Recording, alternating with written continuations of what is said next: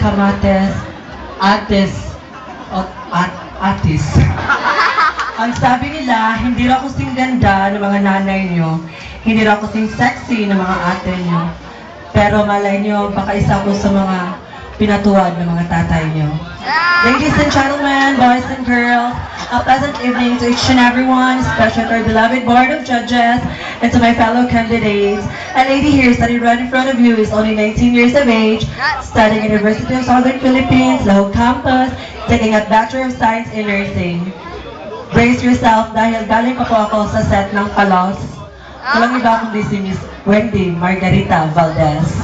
But before I go, I have some words to ponder on, that there is nothing impossible under the heat of the sun o kung ano mga bayad di mo ba subuntag. Pues, sa second na yung karanggibunan. Once again, this is candidate number 1 saying, Viva, Viva, Mineral Water Lily. Thank you very much.